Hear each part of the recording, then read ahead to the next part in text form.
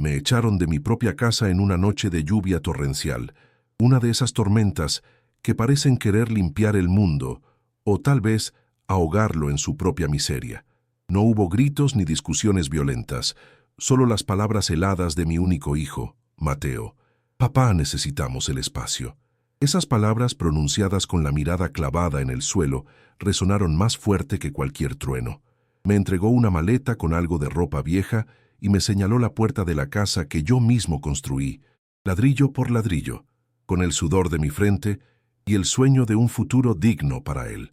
Afuera, el agua me empapó hasta los huesos, pero era un frío distinto el que me calaba el alma, uno para el que ningún abrigo sirve.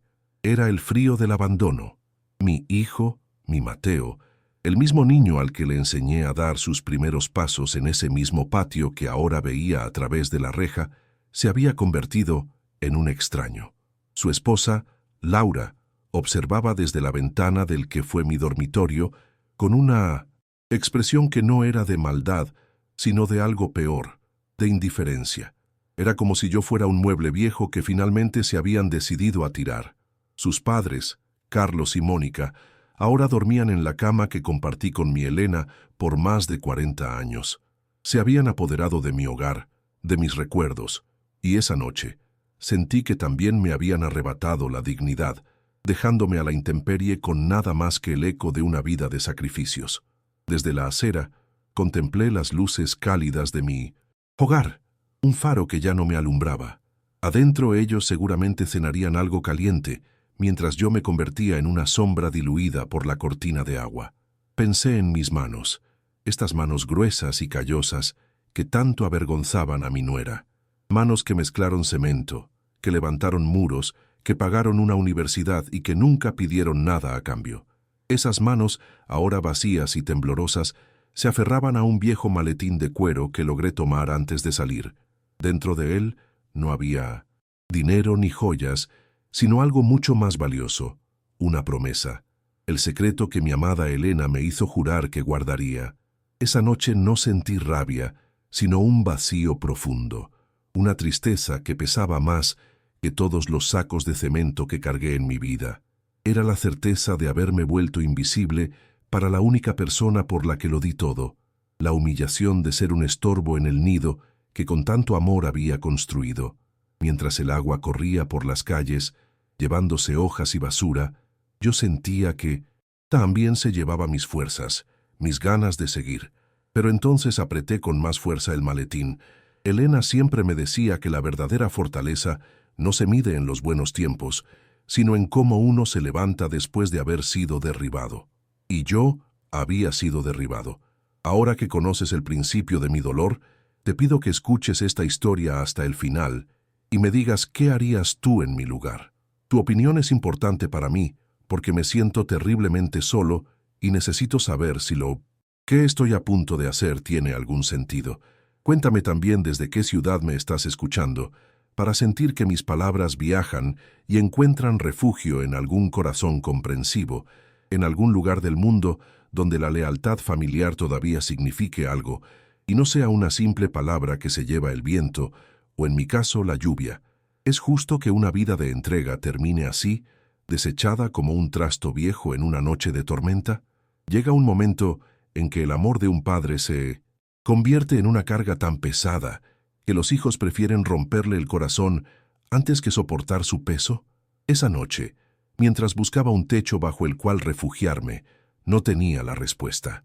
Solo sabía que el dolor era tan grande que me partía el pecho y que todo lo que había construido, todo en lo que había creído, se había derrumbado.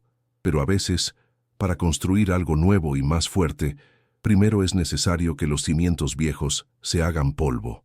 Y los míos, esa noche, se habían hecho añicos. Para entender la profundidad de una herida, primero hay que conocer la historia de la piel que fue rasgada. Mi piel no siempre fue la de un viejo del que avergonzarse. Nací en el campo, en una casita de adobe con suelo de tierra, donde el olor a leña y a tierra mojada era el perfume de cada mañana. La pobreza no era una visita, era un miembro más de la familia, sentada a la mesa cada día. Por eso, siendo casi un muchacho, empaqué mis pocas pertenencias en un pañuelo y me fui a la ciudad.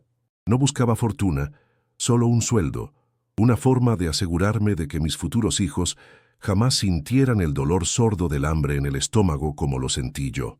La ciudad me recibió con un rugido de motores y una indiferencia que helaba los huesos. Empecé como peón de albañil, el último eslabón de la cadena. Cargaba sacos, picaba piedra y soportaba el sol abrasador que partía la piel. Mis compañeros se burlaban de mi silencio, de mi forma de mirar cómo los maestros de obra leían esos papeles, extraños que llamaban planos. Pero yo no solo miraba, aprendía. Cada noche llegaba a mi cuartucho alquilado con el cuerpo molido, pero con la mente llena de ángulos, de mezclas, de secretos que el oficio susurraba a quien quisiera escuchar. La dignidad, aprendí entonces, no te la da el cargo sino el trabajo bien hecho. Fue en una de esas jornadas interminables que la conocí a ella, Elena. Vendía café y empanadas a los obreros en la construcción. Su sonrisa era el único lugar fresco en medio de ese infierno de polvo y calor. Sus manos, aunque delicadas, eran tan trabajadoras como las mías. Nuestro noviazgo fue sencillo, tejido a base de caminatas por el parque los domingos y sueños compartidos en voz baja. Ella no veía en mí a un simple albañil. Veía al hombre que quería construir un mundo para ella, y yo vi en ella mi hogar, mucho antes de que pusiéramos el primer ladrillo de nuestra casa. Era mi pilar, mi norte, la viga maestra de mi existencia. Ahorramos cada centavo como si fuera una gota de agua en el desierto. Dejamos de comprarnos ropa. Comíamos lo más barato, remendábamos los zapatos una y otra vez. Todo por el sueño de tener un pedazo de tierra propio.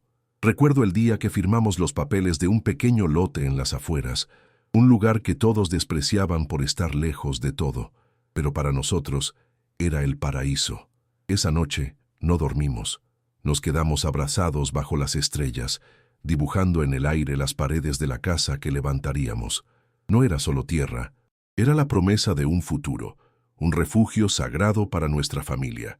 Construir esa casa fue el acto de amor más grande de mi vida. Cada día, después de mi jornada de trabajo, me iba a nuestro terreno a levantar nuestras paredes. El olor a cemento fresco era el aroma de la esperanza. Elena me acompañaba siempre que podía, me llevaba agua fresca en una jarra de lata y se sentaba a mi lado, simplemente estando. Los fines de semana, algunos vecinos venían a ayudar, una costumbre de barrio que ya se ha perdido. Compartíamos la comida, el sudor y la alegría de ver cómo, poco a poco, nuestro sueño tomaba forma. Yo no estaba construyendo una casa, estaba dándole un cuerpo a nuestro amor. Y entonces llegó Mateo. Tenerlo en mis brazos por primera vez fue la sensación más aterradora y maravillosa del mundo. Mis manos, ásperas y llenas de callos por el trabajo, temblaban al tocar su piel suave. Todo el cansancio, todos los sacrificios, de repente cobraron sentido en su rostro pequeño, en sus ojos, curiosos que miraban el mundo por primera vez. Elena y yo lo éramos todo para él, y él se convirtió en el centro de nuestro universo. Cada ladrillo que había puesto, cada noche de agotamiento, había valido la pena solo por escuchar su primera risa en el pasillo de esa casa. Cuando creció un poco, lo llevaba conmigo a jugar al patio. Recuerdo una tarde en particular, mientras yo reparaba un pequeño muro. Le di un ladrillo y le mostré cómo poner la mezcla. Cada ladrillo bien puesto es una promesa. Cumplida, hijo, le dije. Quería que entendiera que el valor de las cosas no está en su precio, sino en el esfuerzo y la honestidad con que se hacen. Quería que supiera que nuestro hogar era sólido porque estaba hecho de promesas cumplidas. La promesa de protegerlo, de cuidarlo, de darle un futuro mejor que el mío. Soñaba con que él construyera su vida con la mente, para que sus manos no tuvieran que sufrir como las mías. Esa fue la razón de nuestro mayor sacrificio. Yo había heredado de mis padres un terrenito en el campo, mi único lazo con mi lugar de origen y mi sueño secreto de retirarme allí algún día, para volver a sentir el olor a tierra mojada. Pero Mateo era brillante, y la universidad era cara. Una noche, Elena y yo tomamos la decisión. Vendimos mi sueño para comprarle el suyo. Me dolió en el alma desprenderme de ese pedazo de mi historia, pero ver el orgullo en los ojos de mi hijo el día de su graduación fue un bálsamo que, en ese momento, pareció curar cualquier herida. Creíamos haber hecho lo correcto. El éxito de Mateo nos llenó de un orgullo inmenso. Se convirtió en profesional, se casó, empezó a ganar buen dinero. Nosotros, desde nuestra sencilla casa, veíamos sus logros como si fueran nuestros. Pensábamos que nuestra misión estaba cumplida, que la promesa del primer ladrillo se había materializado en su bienestar. No nos dimos cuenta de que, con cada ascenso social, él se alejaba un poco más de nuestro mundo. Su nuevo entorno, el de su esposa Laura, era uno donde un padre albañil era una anécdota un poco vergonzosa, una historia de origen que era mejor no contar en las cenas importantes. Luego, la vida me golpeó donde más duele. Mi Elena enfermó. La cuidé con la misma devoción con la que construí nuestra casa hasta el último de sus días. La vi apagarse lentamente en la misma cama donde habíamos soñado juntos. Su partida dejó un silencio que ningún ruido podía llenar. La casa, antes un nido de amor, se convirtió en un eco de su ausencia.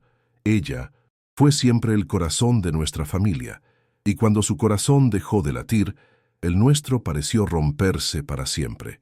Me quedé solo, aferrado a los recuerdos y a la presencia de mi hijo, creyendo que eso sería suficiente. Fue durante su enfermedad que Elena me hizo prometerlo. «Guarda ese terreno, Roberto», me decía en sus momentos de lucidez, refiriéndose al secreto que yo cargaba. «La ambición de Laura me asusta. No quiero que el dinero fácil corrompa a Mateo, que esa tierra sea tu ancla, tu refugio por si alguna vez te sientes a la deriva. Úsala para dar una lección, no una herencia». Sus palabras, que entonces me parecieron producto del miedo, hoy resuenan en mi mente como una profecía, la más clara y dolorosa de todas las advertencias que ignoré por amor. Tras su muerte, intenté encontrar mi lugar en la nueva dinámica familiar. Quería seguir siendo útil, sentir que aún formaba parte de algo. Ayudaba con las reparaciones, cuidaba el jardín, hacía todo lo que podía para no ser una carga. Quería mantener viva la memoria de Elena a través de la unidad de la familia que ella tanto amó. ¡Qué ciego fui! No me di cuenta de que cada favor que me pedían, cada tarea que me asignaban, no era una forma de integrarme, sino de marcar mi nuevo rol, el del sirviente silencioso, el del abuelo que está ahí, pero que en realidad ya no ocupa ningún espacio importante. La muerte de Elena fue como si arrancaran la viga principal de la casa. Al principio, el dolor nos unió a Mateo y a mí en un abrazo silencioso. Pero esa unidad fue frágil, como una tregua en una guerra que yo no sabía que estaba por comenzar. La influencia de Laura, su esposa, empezó a crecer como la hiedra, cubriendo lentamente cada rincón de nuestro hogar y ahogando los recuerdos. El primer cambio fue sutil. Mi viejo sillón, el que estaba gastado por las siestas compartidas con Elena, fue relegado a una esquina oscura. Una mañana, simplemente, ya no estaba.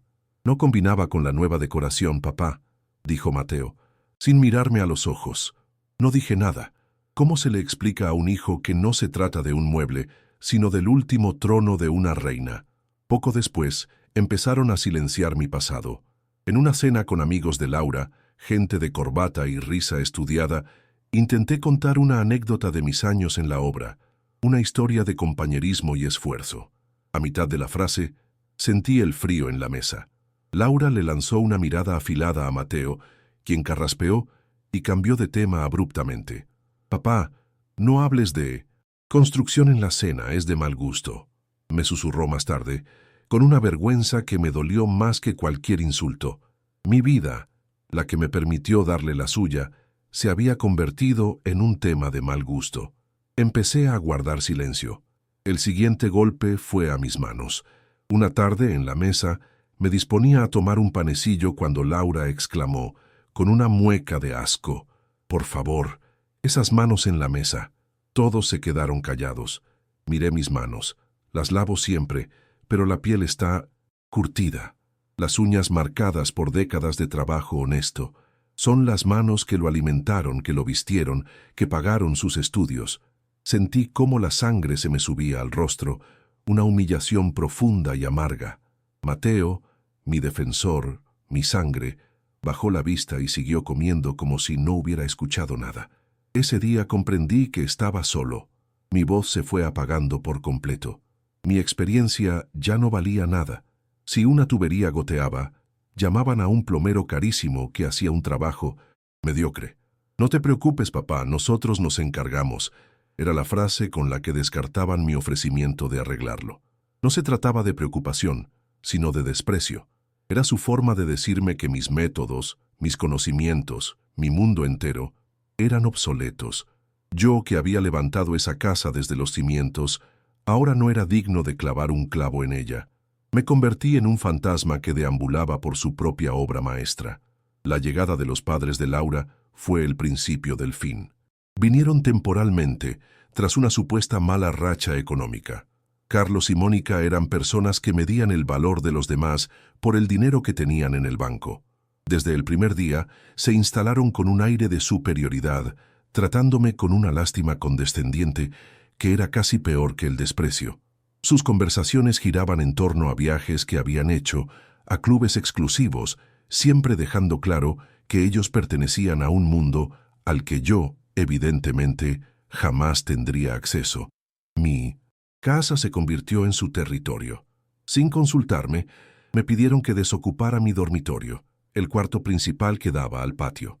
«Es más grande, y ellos necesitan más comodidad por su edad», me explicó Mateo, como si yo fuera un adolescente. Tuve que empacar mis cosas, las fotos de Elena, sus pequeños tesoros, y trasladarme al cuarto de servicio, un espacio pequeño y sin apenas luz junto a la cocina. Mientras arrastraba mi colchón por el pasillo, sentí que estaba realizando mi propio funeral. Estaba enterrando al patriarca, al dueño de casa, para dar paso al inquilino, al arrimado. La exclusión se volvió sistemática y cruel. Ya no me llamaban a comer con ellos. Escuchaba sus risas, el tintineo de los cubiertos, y esperaba a que terminaran para poder entrar a la cocina a buscar las sobras. Para el cumpleaños de mi nieto, organizaron una gran fiesta en el patio. Desde la pequeña ventana de mi cuarto, los vi celebrar, cantar, repartir pastel. Yo no fui invitado. Era un extraño, mirando a través de un cristal, separado de mi propia familia por un muro invisible de indiferencia y desdén. El dolor era tan físico que me costaba respirar. El veneno alcanzó a mi nieto. El pequeño, que antes corría a abrazarme en cuanto me veía, empezó a evitarme. Escuchaba a Laura decirle: «No molestes al abuelo, que huele raro», o «lávate las manos después de hablar con él». Le estaban enseñando a verme como yo me sentía, como algo sucio, algo de lo que había que apartarse. Un día intenté darle un dulce que había guardado para él, y me miró con miedo. Negó con la cabeza y corrió a esconderse detrás de su abuela Mónica. En ese momento sentí que me habían arrancado el corazón del pecho y lo habían pisoteado. Mateo ya no era el hijo que yo había criado. Se movía por la casa con los hombros encogidos, evitando mi mirada a toda costa. Nuestras conversaciones se redujeron a monosílabos. El calor, el cariño, la complicidad que una vez tuvimos, todo se había congelado, convertido en una barrera de hielo infranqueable. Yo veía su tormento, veía que estaba atrapado entre su esposa y su padre, pero también vi que había tomado una decisión, y en esa decisión yo quedé fuera. Había elegido su nueva familia por encima de la que le dio la vida. Me convertí oficialmente en el hombre invisible. Mis días transcurrían en el silencio de mi cuartucho o en una silla solitaria en el patio trasero. Los oía hacer planes para el fin de semana, hablar de sus vacaciones, de sus vidas que avanzaban a toda velocidad, mientras la mía estaba estancada en un limbo de soledad y tristeza.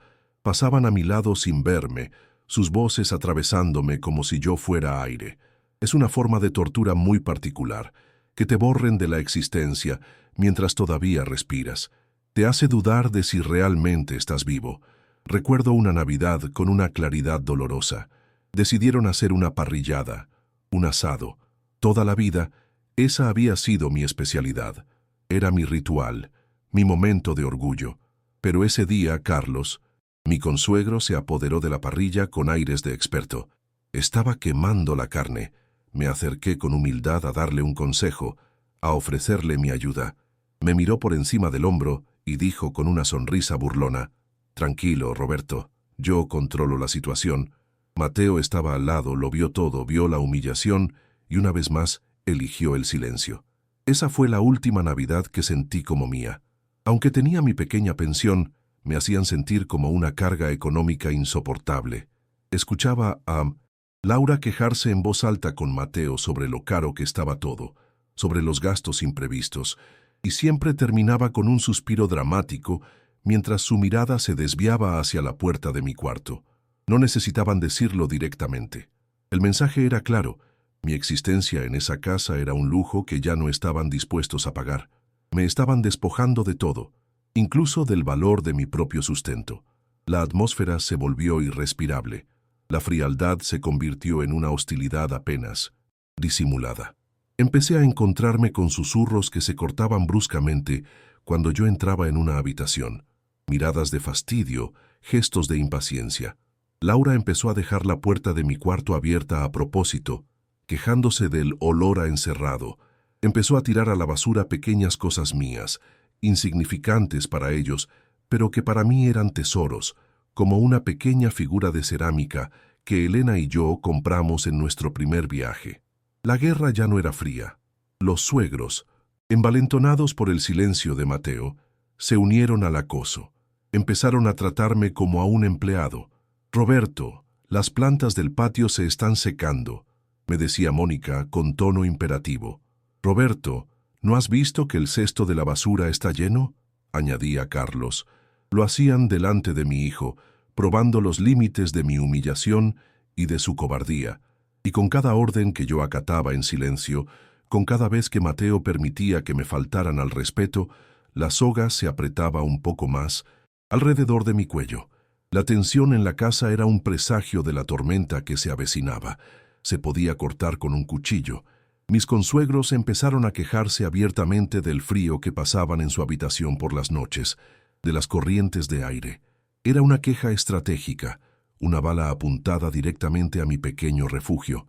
Yo sentía el peligro. Un nudo de angustia se me instalaba en la boca del estómago cada atardecer. Sabía que estaban planeando algo, que mi presencia se había vuelto el último obstáculo para su comodidad absoluta y que estaban a punto de removerlo. Y entonces llegó esa noche, la noche de la lluvia. Estaban todos reunidos en la sala, hablando en voz baja. Vi la mirada de Laura, dura y exigente, fija en Mateo. Vi a mi hijo encogerse, su rostro una máscara de culpa y resignación. Vi cómo se levantaba y caminaba hacia mi cuarto. No necesité escuchar las palabras. Mi corazón ya sabía lo que venía a decirme. Me retiré a mi pequeño espacio y me senté en el borde de la cama, esperando la sentencia final, el golpe de gracia que acabaría con todo. La puerta se abrió sin un golpe previo. Mateo entró, sin poder mirarme a la cara, y pronunció las palabras que serían mi condena y, sin saberlo, mi liberación. «Papá, necesitamos este espacio. Vamos a remodelar para hacer un estudio para Laura. Te hemos encontrado un buen lugar, un asilo». La palabra asilo flotó en el aire, fría y cruel. Apenas pude articular una respuesta. «Pero esta es mi casa, hijo. Yo la construí». Su respuesta fue el martillazo final sobre el ataúd de mi antigua vida. «Las cosas cambian, papá. Ellos me necesitan más ahora». Esa noche, en el cuarto de una pensión barata que olía a humedad y a vidas olvidadas, abrí el viejo maletín de cuero. El chasquido de los cierres metálicos fue el sonido más fuerte en el silencio de mi soledad. No era la primera vez que lo abría desde que Elena se fue, pero esta vez era diferente. Ya no lo hacía para recordar, sino para actuar. Dentro, cuidadosamente envueltos en una tela, estaban los documentos, una escritura de propiedad y unos planos enrollados, amarillentos por el tiempo. Eran el testamento de una promesa y el mapa de mi única salida. Este maletín contenía mi último secreto, el único ladrillo que mi hijo no conocía. La escritura era de una gran parcela de tierra, un terreno que hoy se ubica en una zona de alto valor, pero que en aquel entonces no era más que un campo de matorrales en los confines de la ciudad. Nadie quería esas tierras. Yo pasaba mis dedos arrugados sobre el papel, sintiendo la tinta seca, la firma de un hombre agradecido y la mía propia. Era la prueba tangible de que mi vida no se reducía a la humillación que acababa de sufrir. Era el recordatorio de que, una vez, mis acciones habían inspirado una gratitud tan inmensa que se tradujo en un pedazo de este mundo. Conseguí esa tierra no con dinero, sino con honor. Sucedió hace más de 30 años, en una obra. Un andamio mal asegurado se vino abajo, justo encima del joven ingeniero a cargo del proyecto.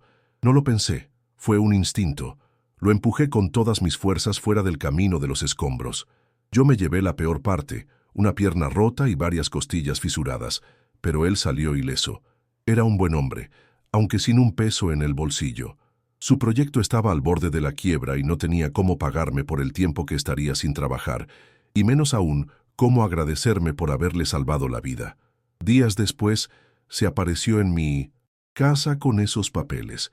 «Roberto, no tengo dinero para darte, pero tengo esto», me dijo, con la voz quebrada por la emoción. «Es todo lo que me queda. Tal vez hoy no valga nada, pero es tierra, y la tierra siempre guarda una promesa. Acéptala, por favor.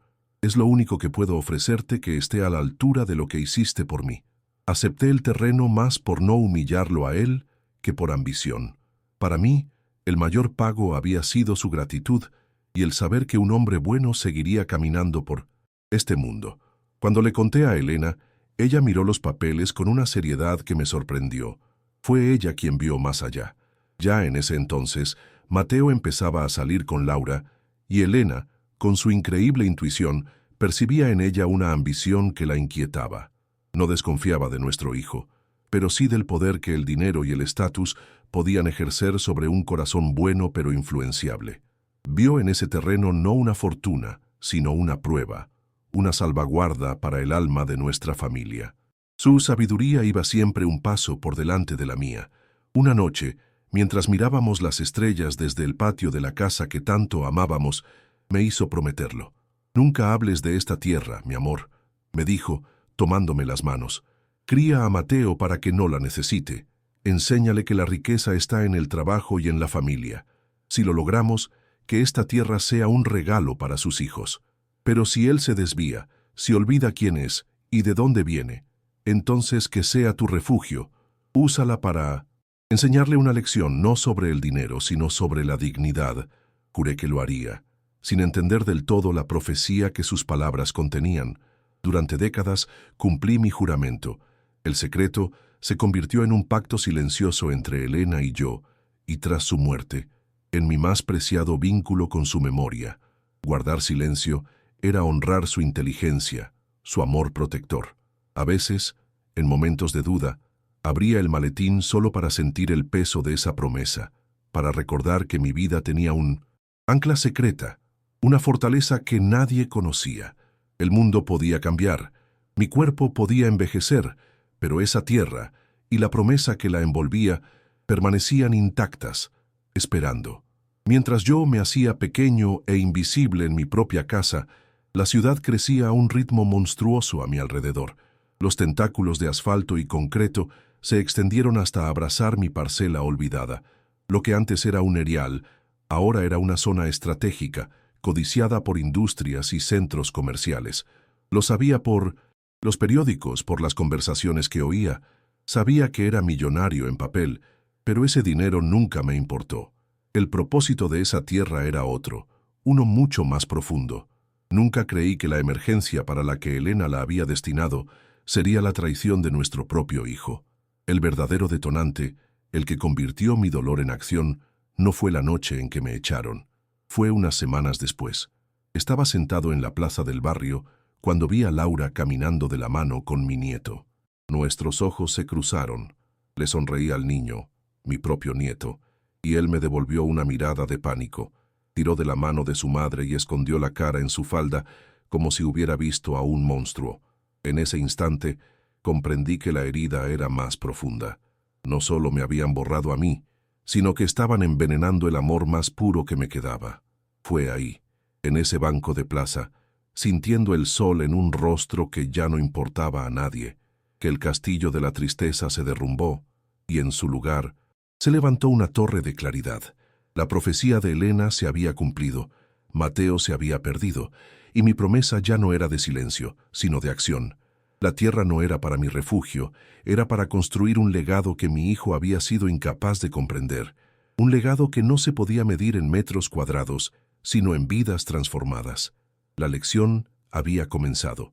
Con unas manos que ya no temblaban por la debilidad, sino por la determinación, busqué en mi agenda un número de teléfono que no había marcado en años. Era el de un viejo amigo, un abogado de barrio tan honesto como los ladrillos que yo solía poner.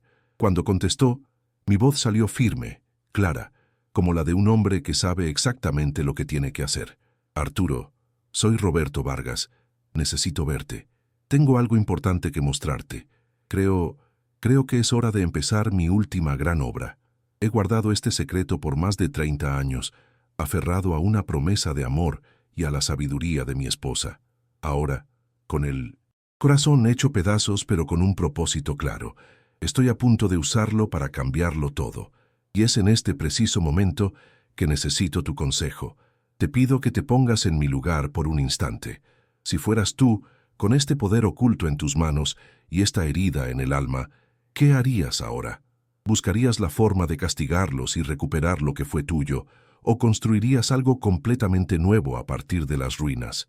Mi primera acción no fue una llamada de rencor, sino una firma de esperanza. Con la ayuda de mi amigo Arturo, vendí una pequeña fracción del terreno a una constructora. La cifra que depositaron en mi nueva cuenta bancaria tenía tantos ceros que me mareé al verla. Pero sentado en la oficina del banco, con mi ropa humilde de siempre, no sentí euforia ni poder. Sentí el peso de la responsabilidad. Ese dinero no era mío, era el legado de Elena, el fruto de una promesa. No estaba destinado a comprar lujos, sino a reconstruir una dignidad, la mía y la de muchos otros que, como yo, fueron considerados desechables. En lugar de buscar a mi hijo, busqué un edificio. Encontré un viejo taller mecánico abandonado en el mismo barrio obrero que me vio crecer. Estaba lleno de grasa y olvido, pero tenía buenos cimientos, como a mí me gusta. Con el primer cheque compré el lugar y puse un gran letrero en la fachada: Fundación Elena Vargas. Ver el nombre de mi esposa allí, brillando bajo el sol, fue como verla sonreír de nuevo. No era un mausoleo a su memoria, era la continuación de su espíritu generoso. Iba a convertir ese lugar en una escuela de oficios, un hogar para jóvenes sin recursos que quisieran aprender a construir un futuro con sus propias manos. La noticia no se las di yo. Dejé que el mundo lo hiciera. Un pequeño periódico local, interesado por la repentina actividad en el viejo taller, publicó una nota. Hablaba de un misterioso benefactor que estaba invirtiendo una fortuna en la comunidad, creando un centro para la formación de jóvenes en 1900, construcción, carpintería y electricidad. No mencionaba mi nombre, pero sí el de la fundación, Elena Vargas. Sabía que esas dos palabras serían suficientes para llegar a los oídos de mi hijo. Serían una bomba de tiempo silenciosa en medio de su desayuno. Imagino la escena con una claridad que casi duele. Laura, con su teléfono de última generación en la mano, leyendo la noticia con desinterés, hasta que su cerebro conectó los puntos. El apellido, el nombre de mi esposa, el origen del dinero. Ligado a bienes raíces, puedo ver su rostro transformándose del aburrimiento al shock y de ahí a una codicia frenética. Puedo verla mostrándole el teléfono a Mateo, cuyo rostro se desfiguraría con la confusión y luego con la terrible comprensión. La casa que me quitaron de repente se les debió hacer insoportablemente pequeña. El primer intento de contacto no tardó en llegar. Mi viejo y sencillo teléfono vibró sobre una mesa llena de planos y presupuestos. En la pantalla, el nombre Mateo. Dejé que sonara. 1, 2, 3 veces. No lo hice por crueldad. Lo hice porque, por primera vez en muchos años, estaba genuinamente ocupado en algo más importante que mi propio dolor.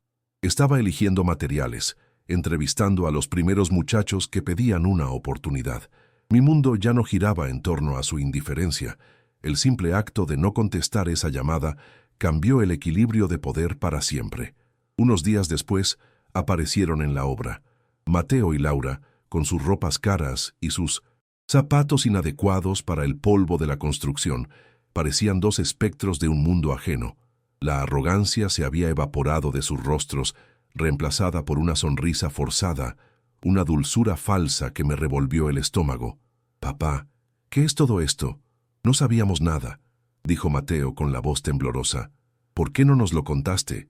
Te hubiéramos ayudado», añadió Laura, con los ojos fijos no en mí, sino en la magnitud de la obra, calculando, siempre calculando.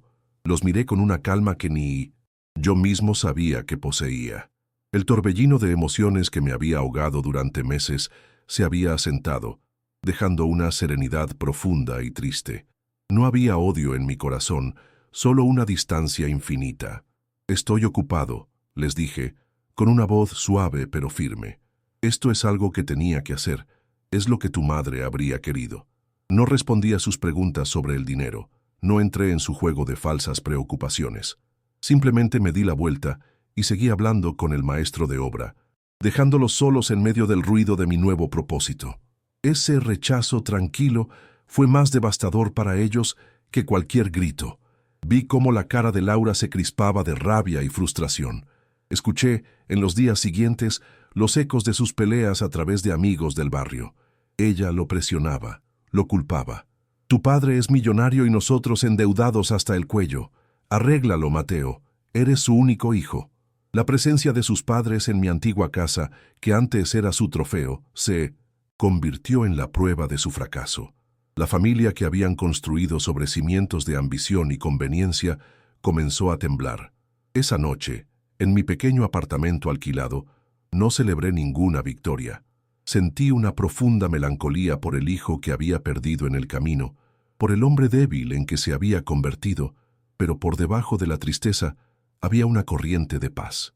Miré una fotografía de Elena que siempre tengo en mi mesita de noche y sentí que le estaba siendo fiel de la manera más profunda.